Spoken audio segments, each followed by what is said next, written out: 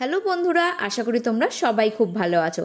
কিছুদিন ধরে Facebook Instagram খুললেই এই ক্ষীরোদ কাতলার ভিডিও সামনে আসছিল, তাই ভাবলাম আজকে আমিও বানিয়ে ফেলি। মাঝারি সাইজের কিছু কাতলা মাছ নিয়ে নিয়েছি। এগুলোর মধ্যে নুন দিয়ে ভালো করে মাখিয়ে 1 ঘন্টা মতো রেখে দেবো। এই রান্নায় কিন্তু একটুও হলুদ গুঁড়ো ব্যবহার করব না। ছোট চামচের 2 চামচ ধনে গুঁড়ো, 1 চামচ গোলমরিচ গুঁড়ো আর 1/2 চামচ গরম মশলার গুঁড়ো আমি একটা জায়গায় নিয়ে নিচ্ছি। একটা মিডিয়াম সাইজের টমেটো কুচি করে নিয়েছি আর 2টো কাঁচা লঙ্কা নিয়ে নিয়েছি।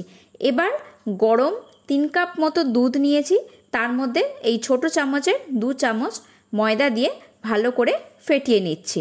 এবার ননস্টিকে কিছুটা সাদা তেল গরম করে নিচ্ছি, তার মধ্যে 1 চামচ ঘি দিয়ে দেব। এবার মাছগুলো ভালো করে ভেজে নেব। খুব বেশি কড়া করে ভাজার দরকার নেই, হালকা সাদা করে ভাজলেই হবে। আজকে আমি 8 পিস মতো মাছ রান্না করছি, তাই যা যা মশলার পরিমাপ আমি দেখাচ্ছি এই 8 পিসের জন্যই দিচ্ছি। মাছগুলো ভেজে তুলে রাখার পর কিছুটা তেল সরিয়ে রাখছি, কারণ বাকি রান্নার জন্য এতটা পরিমাণে তেল লাগবে না। এবার আমি ননস্টিকে যে গুঁড়ো মশলাগুলো রেখেছিলাম সেগুলো দিয়ে একটু ভালো করে কষে নিচ্ছি। 30 থেকে 40 সেকেন্ড মতো এই মশলাগুলো আমি ভালো করে কষতে থাকবো। তারপর এর মধ্যে কেটে রাখা টমেটো কুচিগুলো আর কাঁচা লঙ্কাটা দিয়ে দেব। দিয়ে খুব ভালো করে 2 থেকে 3 মিনিট মতো আমি এগুলোকে কষে নেব। আর টমেটোর মধ্যে অল্প একটু নুন দিয়ে দিলে টমেটোগুলো খুব তাড়াতাড়ি গলে যাবে, রান্না হতেও সুবিধা হবে। যেহেতু আমি খুব কম পরিমাণে এখানে তেল ব্যবহার করেছি, সেই কারণে একটু শুকনো মনে হতে পারে, তাই জন্য অল্প অল্প করে জল দিয়ে কষতে থাকলে কোনো রকম সমস্যাই কিন্তু হবে না।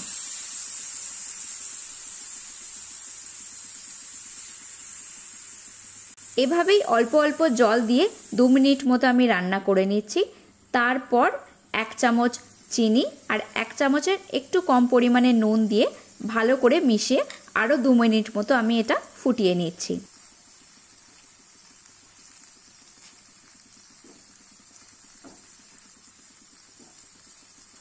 এবার যে গরম দুধের মধ্যে ময়দা গুলে রেখেছিলাম সেটা পুরোটা ঢেলে দিচ্ছি। দিয়ে ভালো করে মিশিয়ে একটুখানি ফুটতে দেব। কিছুক্ষণ ফোটার পরেই তোমরা বুঝতে পারবে মিশ্রণটা একটু গাঢ় হয়ে আসছে, তো তখনই বুঝবে যে এটা মোটামুটি হয়ে এসেছে। এবার মাছগুলো দেওয়া যায়। খুব ক্রিমি একটা টেক্সচার চলে এসেছে। এবার আমি ভেজে রাখা মাছগুলোকে আস্তে আস্তে দিয়ে দিচ্ছি। আমরা খুব বেশি ঝাল খাই না, তাই লঙ্কা বেশি দিইনি। তোমরা চাইলে আরও কয়েকটা কাঁচা লঙ্কা দিতেই পারো। এই পুরো রান্নাটাই লো টু মিডিয়াম ফ্লেমে আমি করছি। আর মাছগুলোর একটা দিক ভালো করে ফুটিয়ে নেওয়ার পর আস্তে আস্তে উল্টে দেব। তারপর আরও 1 মিনিট মতো ভালো করে ফুটিয়ে নেব, যাতে মাছগুলোর মধ্যে গ্রেভির ফ্লেভারগুলো খুব ভালোভাবে ঢুকে যায়। এবার আমি ওপর থেকে অল্প পরিমাণে গরম মশলা গুঁড়ো ছড়িয়ে ভালোভাবে মিশিয়ে গ্যাসটা বন্ধ করে দিচ্ছি। এই রান্নাটা একটু মাখো মাখো হয়, তাই ভাতের সঙ্গে যারা এরকম ধরনের রান্না খেতে পছন্দ করো তাদের খুবই ভালো লাগবে। রোজ এক ধরনের মাছের ঝোল খেতে যাদের আর ভালো লাগছে না, তারা একবার এটা ট্রাই করে দেখতেই পারো। খুব অল্প কিছু জিনিস দিয়েই সহজেই রান্নাটা করে ফেললাম।